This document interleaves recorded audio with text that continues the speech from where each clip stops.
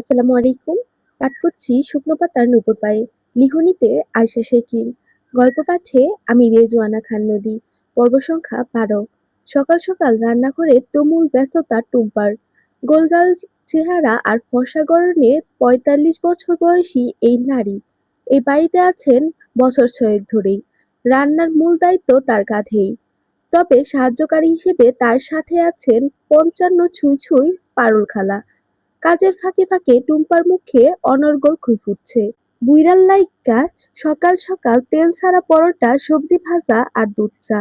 বুড়ির লাইগা ওটস, ফলের প্লেট, গ্রিন টি। বুইড়ার বড় পোলার লাইগ্গা স্টাফ অমলেট, চিকেন সসেজ আর কফি।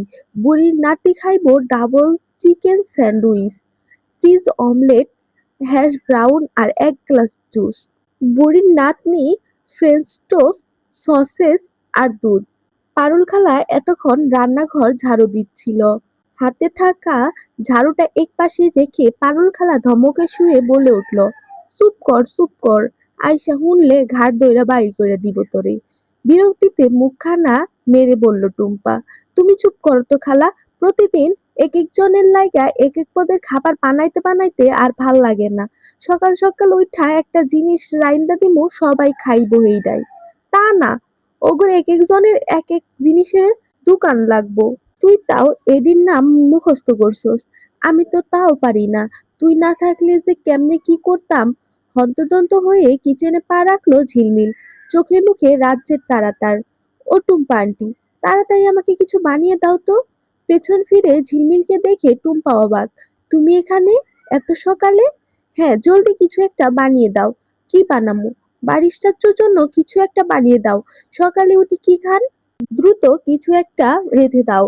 আর শোনো, একদম বলবে না এটা তুমি বানিয়েছো। বলবে এই রান্নাটা আমি মানে ঝিলমিল করেছে, ওকে? এখন চটজলদি হাত চালাও। টুম্পার কণ্ঠে এবার একরাশ কৌতূহল। হয় এখন তো সবার জন্যই রানমু, ছোট ভাইজানেরটাও রানমু। কিন্তু তোমারে এত অস্থির লাগতাছে কেন? পরে বলবো, আগে রান্না করো। উনারটা আগে করো, মনে থাকে যেন। ক্রেডিট কিন্তু আমার। কথা শেষ করে ঝিলমিল দ্রুত পায়ে পেছন ফিরতেই শক্ত কিছুর সাথে ধাক্কা খেল। সঙ্গে সঙ্গেই নাকে এসে ঠেকল টম ফোর্ডসের পারফিউমের অতি চেনা সেই কড়া সুবাস। দু পা পিছিয়ে মুখ তুলে সামনে দাঁড়ালো। পুরুষটিকে দেখা মাত্রই পায়ের নখ থেকে মাথার চুল পর্যন্ত বৈদ্যুতিক তরঙ্গ খেলে গেল ঝিলমিলের শরীরে। বারিশ এক পলক ঝিলমিলের দিকে তাকিয়ে তাকে একপাশে সরিয়ে দিল। অতঃপর টুম্পার দিকে তাকিয়ে তার গম্ভীর নির্দেশ, টুম্পা, আপনি আপাতত কিচেন থেকে বের হন। পারুল খালার দিকে চোখ ফিরাতেই যোগ করলো, খালা আপনিও। পারুল খালা কিছুটা থতমত খেয়ে বলে উঠল, কিন্তু কেন বাবা? ঝিলমিল আমার জন্য খাবার তৈরি করবে। ওমা, কেন? ঝিলমিল কেন করব ভাইজান? আমরা তো আছি। আমরা। বারিশের কণ্ঠে এবার খানিকটা কঠোরতা। আমি আপনাদের যেতে বলেছি, বের হন এখান থেকে। টুম্পা আর পারুল খালা একে অপরের দিকে তাকালো। ঝিলমিল চোখের ইশারায় যেতে নিষেধ করলো। তবে বারিশের দিকে তাকিয়ে আর দাঁড়িয়ে থাকলো না তারা, চলে গেল। রান্নাঘর থেকে তারা বেরিয়ে যেতেই তাদের পেছন পেছন বারিশও খানিকটা এগোলো। ঝিলমিল এই সুযোগে দ্রুত পায়ে এসে টুম্পার হাতটা চেপে ধরলো। ফিসফিস করে বলল, দাঁড়ান, উনি সকালে কি খান? চটজলদি উত্তর দিল টুম্পা, দুটো সানি স্যান্ড আপ ডিম আর মাল্টিগ্রেনেড ব্রেড টোস্ট আর চিনি ছাড়া ব্ল্যাক কফি। টুম্পা, আপনাকে চলে আসতে বলেছি। বাইরে থেকে বারিশের গমগমে কণ্ঠস্বর ভেসে আসতেই সময় লাগলো না। ভয়ে টুম্পা এক মুহূর্তেও দাঁড়ালো না। বারিশ পুনরায় কিচেনে প্রবেশ করে ভেতরে থাকা ছোট ডাইনিং টেবিলের চেয়ারে গিয়ে বসলো। পকেটে থেকে ফোনটা বের করে স্ক্রিনে ডুব দিল সে। বারিশের ঠিক সামনে গিয়ে দাঁড়িয়ে বলল ঝিলমিল, আপনি কিন্তু এবার বাড়াবাড়ি করছেন। ফোনের পর্দা থেকে চোখ না সরিয়ে বারিশের নির্লিপ্ত জবাব, তাহলে চলো, তোমাকে তোমার বাড়িতে রেখে আসি। এটা কেমন কথা? ওরা থাকতে আমি কেন এসব কাজ করতে যাব? তাহলে কি ওদের কাছ থেকে বরখাস্ত করব? আচ্ছা, ওদের ডেকে বলে দিচ্ছি, কাল থেকে যেন এই বাড়িতে আর কোনো কাজে হাত না দেয়। চেয়ার ছেড়ে বারিশ উঠে দাঁড়াতে নিতেই ঝিলমিল তড়িৎ বেগে তার বাহু শক্ত করে আঁকড়ে ধরলো। থাক, ওদের রিজিকে আর হাত দিয়েন না, বানাচ্ছি আপনার খাবার। বারিশ আবার বসে পড়তেই ঝিলমিল কাউন্টারের দিকে এগিয়ে গেল। ইন্ডিকেটরের বাটন চেপে ইন্ডাকশন ওভেনটি চালু করে উপর বসিয়ে দিল ননস্টিকের ফ্রাই প্যান। উপরে ফ্রিজটা খুলে দুটো ডিম হাতে নিল সে। ডিম সে ভাজতে পারে, এতটুকু করতে তার কোনো সমস্যা নেই। একটা ডিম নিজের কপালে ঠেস দিয়ে ভাঙার জন্য, কিন্তু ভাঙলো না। দ্বিতীয়বার করেও ব্যর্থ হলো। তাহলে বারিশের দিকে তাকালো। বারিশ পুরো মনোযোগ তখন ফোনের স্ক্রিনে নিবদ্ধ। ঝিলমিল তার দিকে এগিয়ে গেল গটগট করে। আলতো করে বারিশের এক মুঠো চুল ধরে মাথাটা উঁচিয়ে ধরল সে। নিজের ঠোঁটটা দাঁত দিয়ে কামড়ে ধরে চোখ দুটো ছোট ছোট করে বাম হাতে ডিমটা সোজা ঠুকে দিল বারিশের শক্ত কপালে। প্রথম আঘাতেই মট করে ভেঙে গেল ডিমের খোলস। চরম বিস্ময়ে চোখ বড় বড় করে কপালে হাত ঠেকাল বারিশ। সে কিছু বুঝে ওঠার আগে ঝিলমিল দ্রুত পায়ে ফিরে এসেছে চুলোর কাছে। ফুটন্ত প্যানের তেলের উপর ছেড়ে দিল ডিমের ভেতরের অংশটুকু। মনোযোগ দিল সে ডিমের ভাজায়। এদিকে নিজের কপাল ডলতে ডলতে উঠে দাঁড়ালো বারিশ। এটা কি করলে তুমি? ঘাড় ঘুরিয়ে বলল কিশোরী। আমার এমন ভাবে ডিম ফাটাতে ভালো লাগে। আর আপনার কপালটাও বেশ শক্ত, ফেটে গেল। তাই বলে তুমি আমার কপালে ডিম ফাটাবে? এখানে বসে আছেন কেন?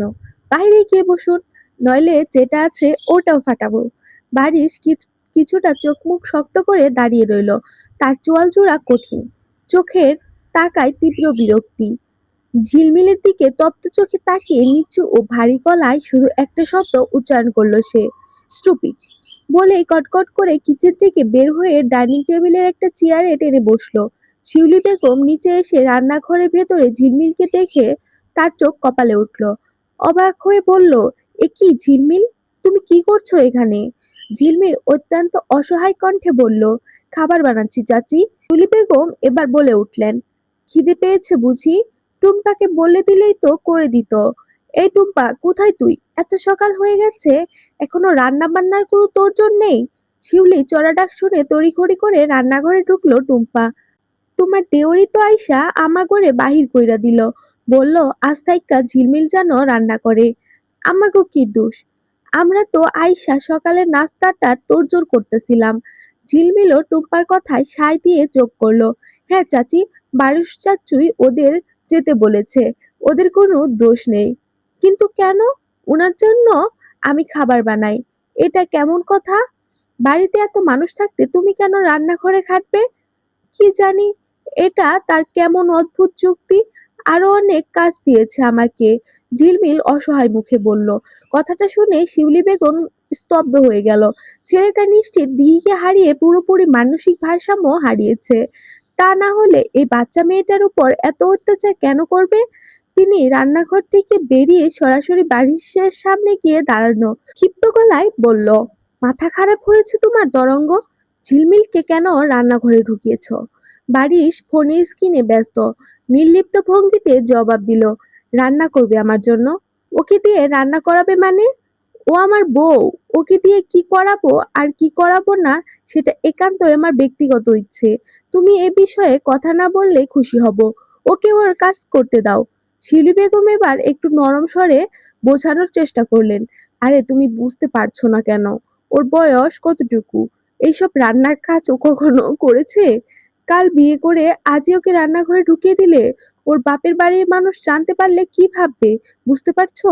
বারিশের কণ্ঠে কোনো দ্বিধা ছাড়াই অত্যন্ত শীতল গলায় উত্তর করলো, ওদের সমস্যা হলে এসে নিয়ে যাক ওকে, তবে এ বাড়িতে থাকতে হলে ও আমার নিয়মেই চলবে। শিউলি বেগম এবার বলে উঠলেন, তরঙ্গ তুমি তুমি চুপ করো বৌমা, আমার ছেলে একদম ঠিক বলেছে। পেছন থেকে ভেসে আসলো তীক্ষ্ণ কণ্ঠস্বরে শিউলি বেগমের কথা থামিয়ে সেদিকে তাকালো। সিঁড়ি দিয়ে নামতে নামতে কথাগুলো বলছিলেন ঝর্ণা শেহরিয়ার। ঠিক সেই মুহূর্তেই সদর দরজা দিয়ে ভেতরে পা রাখলেন চঞ্চল সাহেবও। ফজরের নামাজ পড়ে এতক্ষণ বাইরে হাঁটছিলেন তিনি। ঝর্ণা বেগম ধীরে পায়ে হেঁটে এসে ছেলের পাশের চেয়ারটায় বসলেন। এতদিনে একটা সঠিক সিদ্ধান্ত নিয়েছো তুমি। যতদিন এই বাড়িতে থাকবে সব কাজ ওকেই করতে হবে। টুম্পা, ওকে বলে দে সবাই সকালে যা যা খাবে সব তৈরি করে যেন টেবিলে সাজিয়ে রাখি। ঝিলমিল বারিশের জন্য তৈরি করা স্যানিসাইড আপ ডিম আর মাল্টিগ্রেনের টোস্টেড আর ট্রেটা হাতে নিয়ে ডাইনিং এর দিকে আসছিল। ঝর্ণা বেগমের হুকুমটা কানে আসতে তার পা দুটো যেন মেঝেতে আটকে গেল।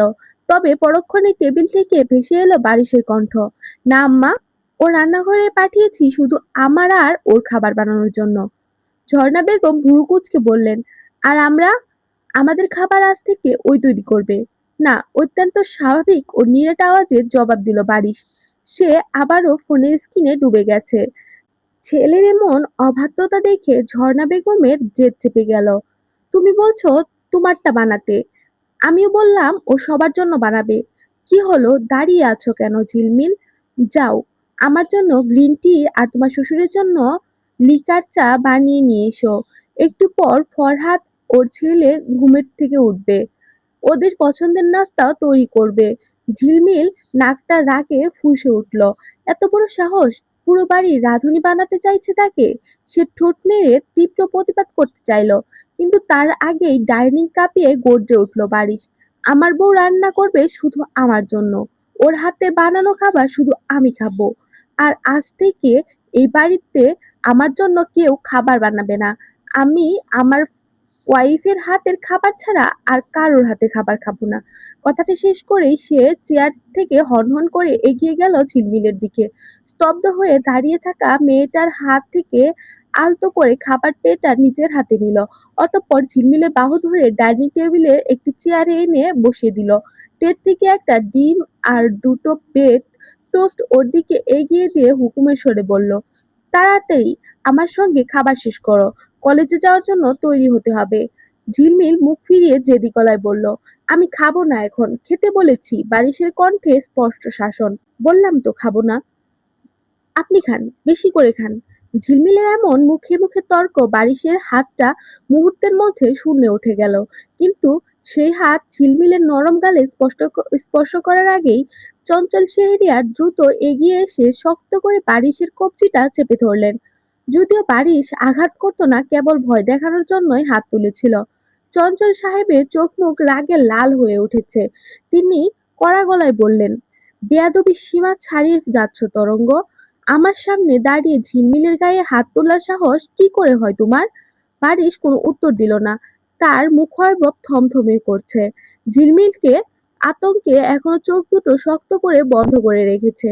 ডাইনিং এ এই তুলকালাম কাণ্ড দেখে ঝর্ণা বেগম বাকরুদ্ধ হয়ে বসে রইলেন। ছেলে তার এইসব কি করছে?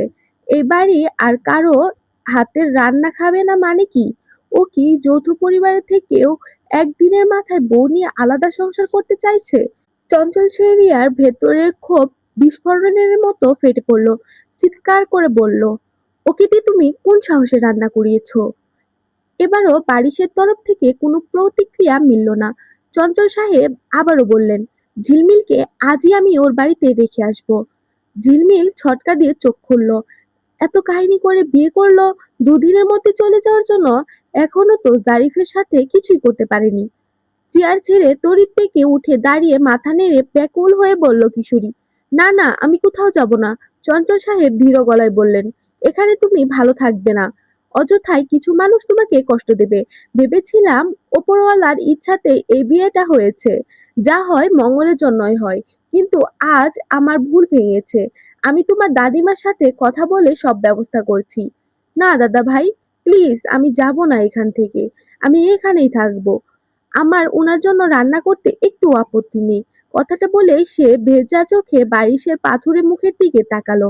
মিনমিন ভরা কণ্ঠে ফিসফিস করে বলল, আপনি কিছু বলুন, আমি যাব না।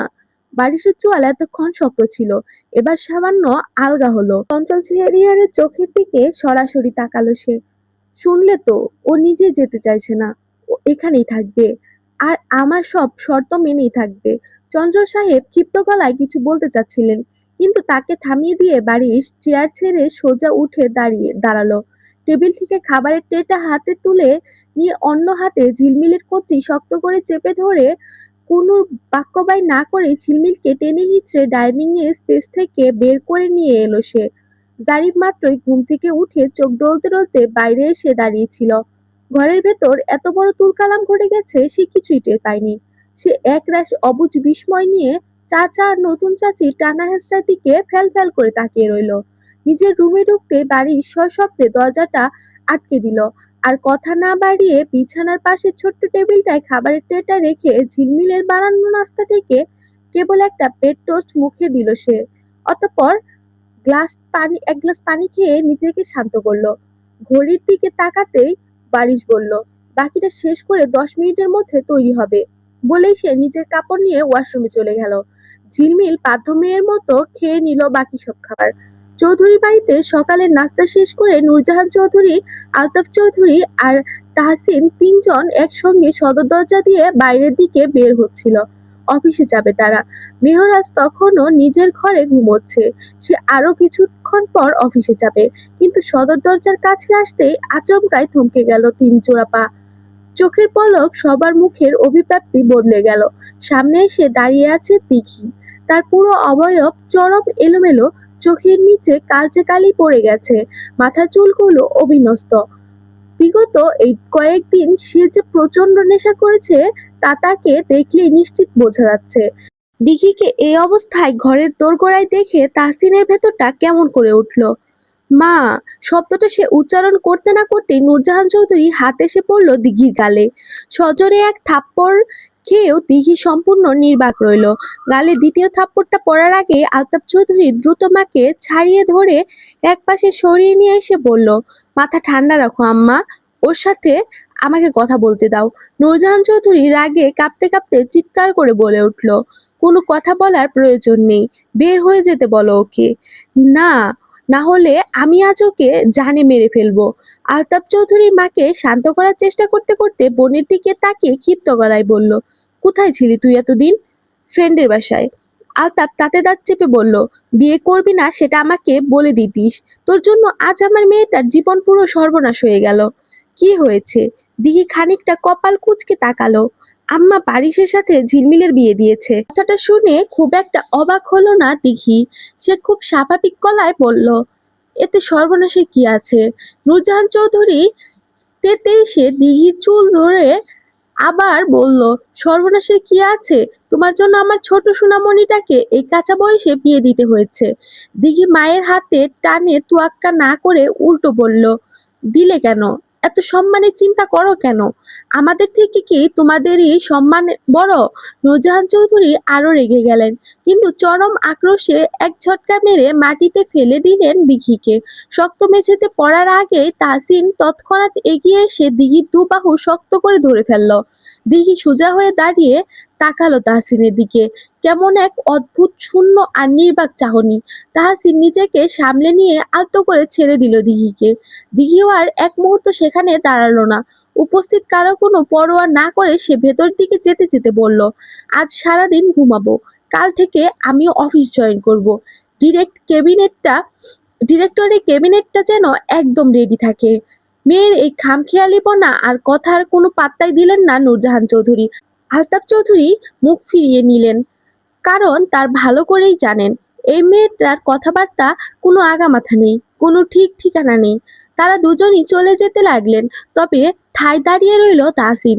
তার দৃষ্টি তখনও দিঘি চলে যাওয়ার দিকে নিবদ্ধ। গাড়িতে বসে স্টিয়ারিং হাতে রেখে ঝিলমিলের জন্য অপেক্ষা করছিল বারিশ। সদর গেটের দিকে তীক্ষ্ণ দৃষ্টিতেই দেখলো দ্রুত পায়ে এগিয়ে আসছে মেয়েটা। সে গাড়ির ভেতর থেকে হাত বাড়িয়ে পাশের দরজাটা খুলে দিল। ঝিলমিল ভেতরে আসতে বারিশ চোখ গেল ওর মাথার দিকে। চুল বাঁধায় একদমই অগোছানো হয়েছে। মেয়েটা সিটে এসে বসতে বারিশ সোজা প্রশ্ন করলো, চুলের অবস্থা এমন কেন? ঝিলমিল একটা দীর্ঘশ্বাস ফেলে বিষণ্ণ গলায় বলল, দাদিমা তো নেই, আমার চুল সবসময় দাদিমা বেঁধে দিতেন, নিজে তো ঠিকঠাক পারি না। আচ্ছা, আমি আমার বাসায় গিয়ে দাদিমার কাছে থেকে চুল বাঁধিয়ে আসবো। না থাক, মনে হয় উনি এতক্ষণে চলে গেছেন। বলতে বলতে ঝিলমিল আর চোখে খেয়াল করলো নিজের বাড়ির কথা উচ্চারণ করতে বারিশের মুখাবয়ব মুহূর্তের মধ্যে শক্ত হয়ে উঠেছে। চোখে সেই কঠিন ভাব দেখেই সে নিজে চট করে কথা কাটিয়ে নিল, চলুন, দেরি হয়ে যাচ্ছে। পুরো প্রাঙ্গণটাই বদলে ফেললো সে। বারিশ আর কোনো কথা না বাড়িয়ে গাড়ি স্টার্ট দিল। পুরো রাস্তায় দুজনের মাঝে আর কোনো বাক্য বিনিময় হলো না। শেষবার সে এই কলেজ ড্রেস পরে লোকটার পাশে বসেছিল বিয়ের আগে। তখন সে যতদূর কল্পনাও করতে পারেনি সৃষ্টিকর্তা দুজনকে এমন একটি এমন একটা সম্পর্কের ভিন্ন ও জটিল বাঁধনে বেঁধে দেবেন। কি থেকে কি হয়ে গেল? কি এক কাণ্ডই না করে বসলো সে। পাশ ফিরে তাকালো মানুষটার দিকে ঝিলমিল চোখে মুখে রাজ্যের বিরক্তি নিয়ে গাড়ি চালাতে ব্যস্ত সে। লোকটা কি আসলেই বিরক্ত, নাকি ওর চেহারাই এমন? হঠাৎ বারিশের গম্ভীর কণ্ঠস্বর এলো, তাকিয়ে থাকো না, গাড়ি চালাতে সমস্যা হয়। হকচকে গিয়ে ঝিলমিল তড়িৎ বেগে দৃষ্টি ফিরিয়ে নিল। লজ্জায় আর অস্থিরতায় জানান দিয়ে মুখ ঘুরিয়ে বাইরের রাস্তার দিকে তাকিয়ে রইল সে। পুরোটা রাস্তা মেয়েটা আর সোজা হয়ে বসলো না। কলেজের সামনে এসে গাড়িটা থামালো বারিশ। নিচের শার্টটা প্যান্টের ভেতর ইন করতে করতে ঝিলমিলের দিকে তাকিয়ে বলল, আমার শার্টের উপরের খোলা বোতামগুলো একটু লাগিয়ে দাও তো। ঝিলমিল আকাশ থেকে বলল, আমি? তুমি ছাড়া গাড়িতে আর কেউ আছে? থাকলে তাকেই বলো। আমারই লাগিয়ে দিতে হবে কেন? আপনি নিচে লাগান না, দেখছো তো আমি অন্য কাজ করছি। ঝিলমিল আর কথা বাড়ালো না। খানিকটা ঝুঁকে এগিয়ে গিয়ে বারিশের শার্টের উপর খোলা বোতাম তিনটা একে একে লাগিয়ে দিতে লাগলো। ঠিক তখনই বারিশের তপ্ত ও গাঢ় নিঃশ্বাস এসে আছড়ে পড়ল কিশোরী কপালে আর মুখে। এক অদ্ভুত শিহরণে চোখ তুলে স্বামীর দিকে তাকালো ঝিলমিল। কাছ থেকে বারিশের চোখ দুটো অদ্ভুত সুন্দর আর গম্ভীর লাগছিল, যার ভেতরে এক ধরনের সম্মোহনী ক্ষমতা লুকিয়ে আছে। নজর করা এই সুদর্শন যুবককে এত কাছাকাছি আসতে দেখে কেমন যেন দম বন্ধ করা অস্বস্তি হতে লাগলো মেয়েটার। সে মুখটা অত্যন্ত অসহায় করে ফিসফিস করে বলল, আপনি তো চাচ্চু। বাড়ি স্তম্ভে উঠে বলল। ঝিলমিল তড়িঘড়ি করে নিজের সিটে সরে এলো। বারিশ নিজের চুলগুলো হাত দিয়ে পেছনের দিকে ঠেলে দিয়ে চশমা চোখে পরে নিল। মুহূর্তের মধ্যে বারিশের রূপ দেখে ঝিলমিল পুরো হা হয়ে গেল। বিস্ময় চেপে রাখতে না পেরে বলল, এজন্যই আপনাকে কলেজে এতটা অন্যরকম লাগে। বারিশ চশমাটার উপর দিয়ে একবার তাকিয়ে শীতল গলায় বলল, গাড়ি থেকে নামো দ্রুত। ঝিলমিল আর দেরি না করে গাড়ি থেকে নেমে সোজা নিজের ক্লাসের দিকে চলে গেল। আর বারিশ গাড়ি পার্ক করে চলে গেল ভিক্টোরিয়ার ডিরেক্ট অফিসের দিকে, যেখানে উপস্থিত অন্য শিক্ষকদের সাথে দু একটা কথা বলে সে নিজের ডেস্কটার দিকে বসলো। আমাকে তো কিছু জিজ্ঞেস করলেন না স্যার? হঠাৎ মেয়েলি কণ্ঠস্বর আওয়াজে বারিশ পাশ ফিরে তাকালো। সম্পূর্ণ অচেনা এক যুবতীর পাশে আছে। পরনে হালকা রঙের জমকালো একটা শাড়ি, গায়ের সাথে জড়িয়ে আছে নিখুঁতভাবে। মাথার চুল কৃত্রিম রঙের ছোঁয়া, আর হাতে এক কাপ ধোয়া ওঠা কফি। আচ্ছা, আমি কালকে পর্ব দেই নাই, বুঝছো? আমি একটা উপন্যাসের মধ্যে মানে এত পরিমাণে ডুইবা আছি, আমি কালকে থেকে টোটালি মানে খাইতে গেলেও আমি ফোন দেখতেছি। আম্মা আমার ধমকায় বলতেছে, এই তোর কি হয়েছে? আমি আম্মুকে বলতেছি, আম্মা আমি ফোনে পড়তেছি, সামনে পরীক্ষা না, তাই পড়তেছি। মানে এত পরিমাণ ডুইবা গেছি উপন্যাসটার মধ্যে, এত মজার, এত রহস্যজনক। মানে আমার কাছে খুব ভালো লাগছে। এই মনে হয় ও নায়িকা, এই মনে হয় ও নায়িকা, এই মনে হয় ওতেই ভিলেন, কিন্তু পরক্ষণে দেখা যায় ওই ভিলেন না। মানে এত পরিমাণ রহস্য এটার মধ্যে বলার বাইরে। যাই হোক, আমি গ্রামের বাড়িতে আসছি তো আর একটু জাগের মতো অলসতা লেগেই আছে। আচ্ছা, পরবর্তী থেকে রেগুলার ভিডিও দিব, আর পরের থেকে একটু বড় করে ভিডিও দেওয়ার চেষ্টা করব। ধন্যবাদ সবাইকে। সবাই কিন্তু পেজটাকে সাবস্ক্রাইব করবে, অবশ্যই অবশ্যই সাবস্ক্রাইব করবে। তোমরা দেখো ঠিকই, কিন্তু সাবস্ক্রাইব করো না, এটা কি হলো বলো? আমার বিশাল একটা অভিযোগ তোমাদের উপর। আচ্ছা, ভালো থেকো সবাই। আল্লাহ হাফিজ।